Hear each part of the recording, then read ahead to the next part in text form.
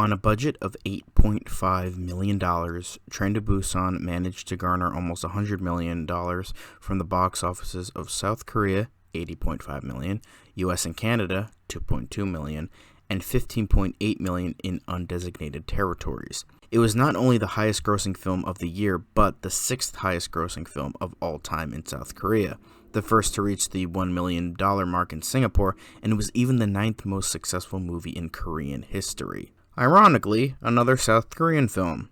Oddly enough, I actually didn't plan it like this. I planned it for a different reason, but not in the way where the only two South Korean films I would be talking about this month would be reviewed back to back. But with that, this is just the complete opposite in so many ways to the host. Because this movie is just completely and utterly exceptional in every meaning of the word. The thing is, though, unlike, say, The Innocents, where it has so many themes and subtext that you could talk about it endlessly, this one is just so simple that it's just perfect in its execution, and that's what makes it so good. As well as the fact that the way it's written and the way it carries itself through this situation just sort of clicks perfectly together. The build-up is nothing short of incredible. Starting off as a normal film, for the most part, we see the chemical leak happen, yes, but all we get are little tiny crumbs of what's going to happen. That opening scene, signs of infection near the station, the woman getting on the train. Then normal things happening and we are lulled into normalcy. Nothing bad can possibly happen now. We get to know all these characters and all, except one, are so likable and just wonderful in every way. They are written and performed so amazingly that you think nothing bad can happen to them. They're all so great, but then we realize the situation that's going on, and when bad shit happens to good people, you fucking feel it. It's not like many other zombie films where it's like, yes, very sad. Anyway. But this movie, it's like fucking this. Every death is felt in your fucking soul, and it just builds and builds and builds upon itself until you just fucking sob. There's actually a funny story that goes along with that. So I was watching this film on Netflix throughout the day a couple years ago while I was still in college.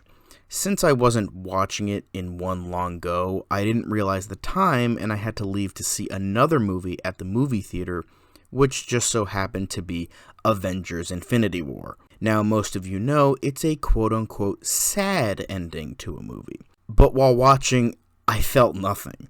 No emotion whatsoever. Everyone around me was crying and being all sad and shit. Meanwhile, I was silently cheering when Spider-Man bit the dust. Then, when I went back to my dorm and finished Train to Busan, I fucking cried. I'm not ashamed to admit it. And that's just because it came down to the way it was written, its performances, and their execution. This isn't a review for Infinity War, but I will say Infinity War just didn't have that emotion attached to it whatsoever. But this did. How it got me so emotionally invested. I don't know. I just keep saying it. It just clicked together. Plus, it did have that character you love to hate that represented the worst of humanity and is no better than the monsters they're fighting. This movie just has that emotional gut punch that I cannot help but greatly admire. This came out of fucking nowhere and managed to become, I would dare say, the greatest zombie film ever made. I fully believe that wholeheartedly.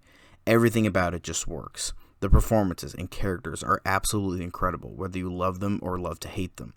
The build-up is stupendous and perfectly paced, as well as the rest of the film. The writing is simple yet effective in terms of the other attributes I mentioned, mainly in its characters and pacing. The zombies are an actual threat, and I would dare say they made zombies actually scary again. My heart was pounding throughout most of the running time, and I think the zombies, however simple they look, added to that especially. I highly encourage every single person watching this to watch it.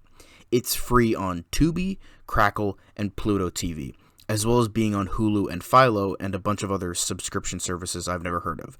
So you right there, who's watching right now, has no fucking excuse to not watch it. Go do it. Right fucking now. Right now. Go. Stop this video right now and go do it. You won't fucking regret it. Now.